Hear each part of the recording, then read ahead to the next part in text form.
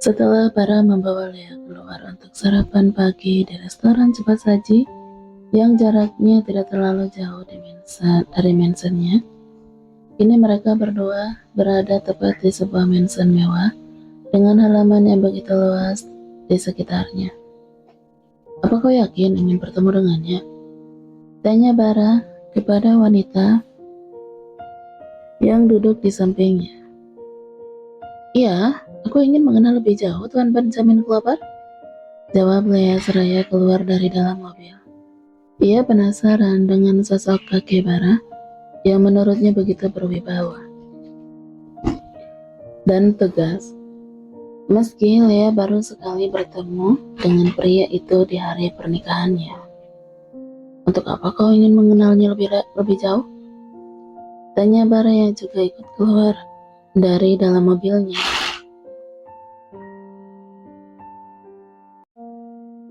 Kau lupa? Kau yang menyuruhku untuk mendekati kakekmu itu agar Arneta tidak meracuni isi kepalanya." Bara menautkan kedua alisnya, lalu tersenyum tipis. "Itu hanya akal-akalan aku saja agar kau mau menikah denganku secepatnya." "Apa?" bekik Lea dengan wajah yang terkejut. "Jadi kau membohongiku?" "Iya," jawab Bara dengan santai sembari menyandarkan tubuhnya pada mobil. "Aku tidak peduli Arneta meracuni isi kepala kakek tua itu, karena keputusan untuk menceraikannya sudah melahirkan tidak bisa diganggu-gugat. Meskipun kakek tua itu mengancam akan mengambil semua aset kekayaannya, aku tidak peduli. Bahkan hari ini juga, aku bisa menceraikan Arneta jika kau memintanya. Karena bagiku, semua kekayaan Clover tidak ada artinya dibanding dirimu." Bara menarik Lea hingga jatuh ke dalam pelukannya. "Kompak." Lea mencubit pinggang suaminya dengan gemas, membuat Bara meringis dengan senyuman di bibirnya. "Ayo, cepat kita masuk." Ia menarik tangan suaminya. "Aku tidak ikut, kau aja yang bertemu kakek tua itu." "Pak." Lea menepuk bahu Bara dengan kesal, karena lagi-lagi suaminya itu menyebut kakeknya dengan sebutan kakek tua. Walaupun yang dikatakan oleh Bara memang benar, karena Tuan Benjamin udah tua. Tapi rasanya tidak sopan jika menyebut seperti itu. "Bara, kau itu keterlaluan. Kakek yang kau sebut tua itu kakekmu sendiri." "Kakek yang tidak pernah menganggap aku cucunya," sahut Bara dengan cuek. "Bisa jadi cucunya yang tidak menganggap kakeknya," balas Lea dengan penuh penekanan. Bara hanya berdecak dengan kesal, sembari menatap jam mewah yang melingkar di pergelangan tangannya. "Aku harus pergi sekarang." "Bara, tunggu." Lea menahan lengan suaminya. "Kau tidak mau menciumku?" Ia menunjuk keningnya. "Oh my god, aku lupa." Bara memberikan ciuman untuk wanitanya, tapi bukan di kening, melainkan di bibir. Aku itu minta di kening, bukan di bibir," protes Lea, dan saat ia hendak protes kembali, bibirnya dah lebih dulu dicium oleh Bara. Ciuman yang awalnya lembut kini berubah menjadi sangat menuntut saat pria itu menahan tengkuknya. "Bara, hentikan," ucap Lea setelah tautan bibir mereka terlepas. Bara tersenyum melihat bibir Lea yang memerah. "Rasanya aku ingin sekali membawamu ke tempat tidur," bisiknya dengan seringai tipis di bibirnya. "Dasar mesum," sahut Lea sembari menatap Bara yang masuk ke dalam mobil. Ia pun melambaikan tangannya saat mobil tersebut semakin menjauh dari halaman mansion. Dan saat ini Lea menatap bangunan mansion yang ada di hadapannya. Berjalan memasuki mansion tersebut dengan semangat dan harapan bisa menjalin komunikasi dengan baik agar Tuan Benjamin bisa menerima kehadirannya sebagai bagian dari keluarga Clover. Namun, semangat Lea langsung padam saat melihat sosok wanita yang duduk di samping Tuan Benjamin. Ia tidak menyangka wanita yang tadi pagi mengajaknya ribut ternyata udah ada di mansion tersebut. Benar yang dikatakan Bara, kalau Arneta selalu berada di sekitar Tuan Benjamin untuk meracuni otak kakek tua itu. Gumam Lea dalam hati. "Mau apa kau kemari? Pasti ingin berusaha mengambil hati kakek agar bisa diterima di keluarga ini kan?" sindir Arneta dengan senyum sinis di bibirnya. Lea hanya diam, tidak membalas sindiran Arneta. Ia berjalan mendekati Tuan Benjamin untuk menyapa dan menanyakan kabar kakek tua itu. Lalu kemudian duduk di salah satu sofa yang ada di ruangan tersebut tanpa menyapa Arneta sama sekali. Lihat kakek, dia tidak sopan bukan? Udah tidak menjawab pertanyaanku. Dia juga tidak bersikap hormat padaku. Tadi saat dimention, Bara, aku juga diperlakukan tidak adil. Padahal aku adalah menantu pertama di keluarga ini. Dan aku juga sedang mengandung penerus keturunan keluarga Clover. Arneta mengusap perutnya dengan wajah yang sendu. Dia berusaha membuat kakek Benjamin itu iba kepadanya dan memusuhi wanita itu. Lea berdecak dalam hati saat melihat akting Arneta yang seolah-olah tersakiti. Bukan aku tidak ingin menjawab pertanyaanmu, tapi aku takut jawabanku nanti akan membuat kita ribut seperti tadi pagi. Tidak enak bukan jika kita ribut di depan kakek? Karena seharusnya kita ini akur dan saling menyayangi sebagai istri pertama dan kedua Bara, dan juga sebagai cucu menantu di keluarga ini. Jawab Lea dengan senyuman di bibirnya. Tuan Benjamin yang mendengar jawaban dari istri kedua Bara tersenyum dalam hati. Kali ini ia bangga dengan pilihan cucunya itu yang memilih wanita dari keluarga Richard.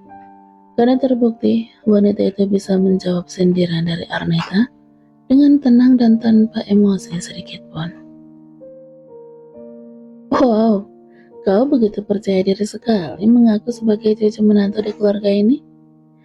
Arneta tersenyum mengejek. Kau itu belum menjadi cucu menantu, karena belum mengandung keturunan dari keluarga Clover. Benar begitu, kakek? Ya, ucap Benjamin dengan suara serakah seorang yang sudah berumur. Bukan karena membenarkan perkataan Arneta apalagi berpihak pada wanita itu, tapi ia sengaja bersikap seperti itu untuk mendesak Lea agar cepat hamil. Benjamin ingin secepatnya melihat Lea mengandung, dengan begitu ia bisa melihat cicitnya sebelum ajal menjemput. Arneta, kau itu lucu sekali. Aku ini baru menikah kemarin, jadi wajar belum mengandung. Lagi pula, aku bukan sepertimu yang hamil lebih dulu sebelum menikah. Lea balas mengejek dengan raut wajah yang tenang dan senyuman di bibirnya. Tapi kau tenang saja, aku pasti secepatnya akan mengandung anak dari Bara, keturunan asli dari keluarga Clover. Sindir Lea dengan telak. Kau? Arneta rasanya ingin sekali mencakar dan menampar wanita itu.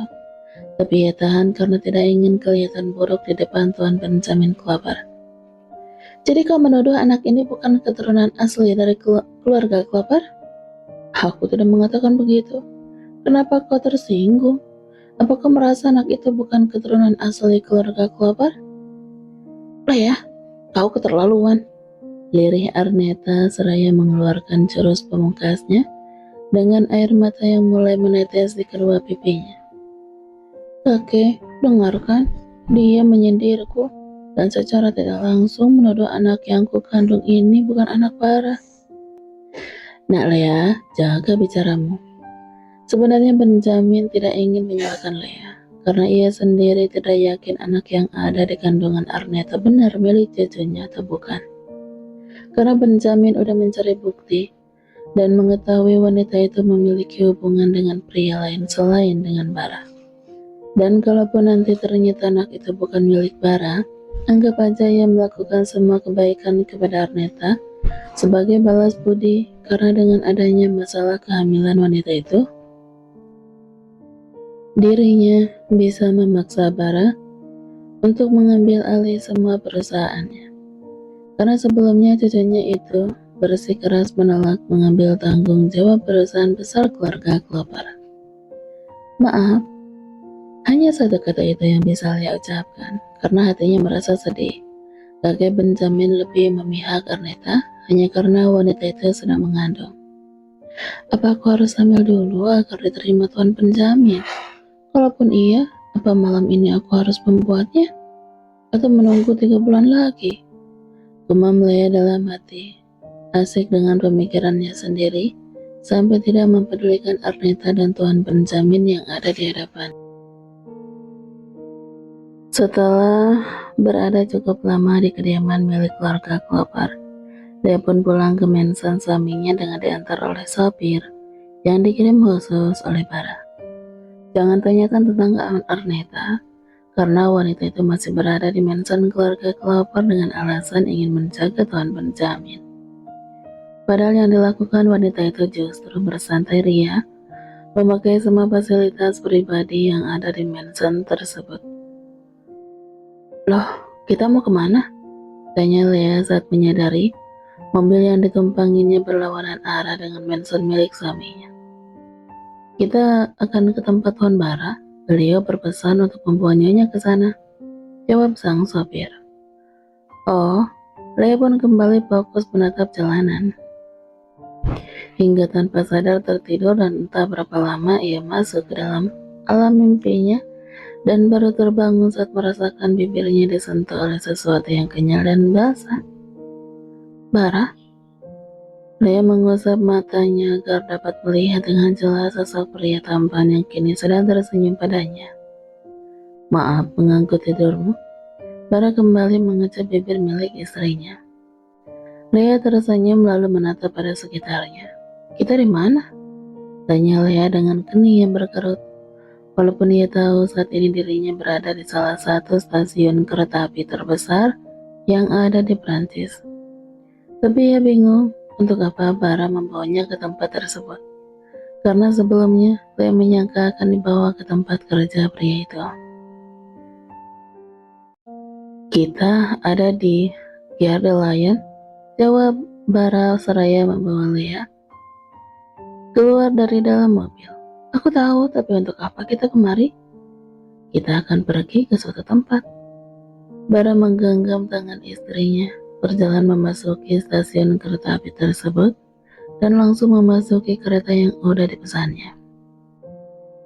Kita akan menikmati perjalanan panjang hari ini, sayang.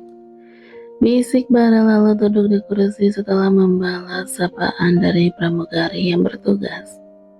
Lea yang masih bingung kemana mereka akan pergi, hanya bisa pasrah dan ikut duduk di samping suaminya.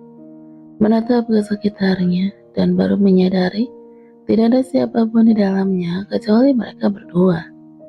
Dan udah dapat dipastikan suaminya itu menyewa satu tempat itu khusus untuk mereka berdua. Bara, sebenarnya kita akan kemana? Lea tidak mau terus menebak-nebak kemana mereka akan pergi.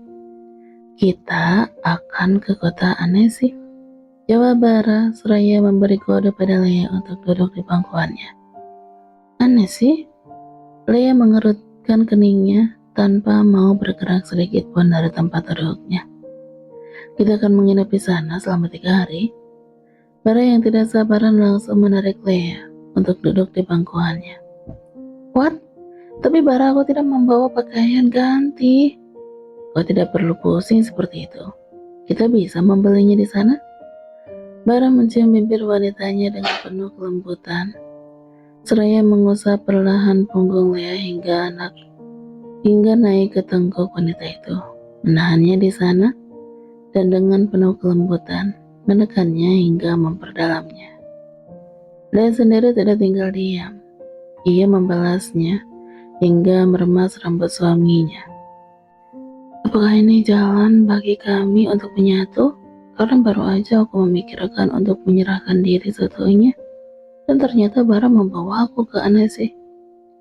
Gumam Lea dalam hati, yang mengetahui kota Annecy adalah kota yang dijuluki Venesia Mini, di mana para pasangan datang ke tempat tersebut untuk berbulan madu atau sekedar berjalan-jalan, menikmati pemandangan yang ada di kota tersebut.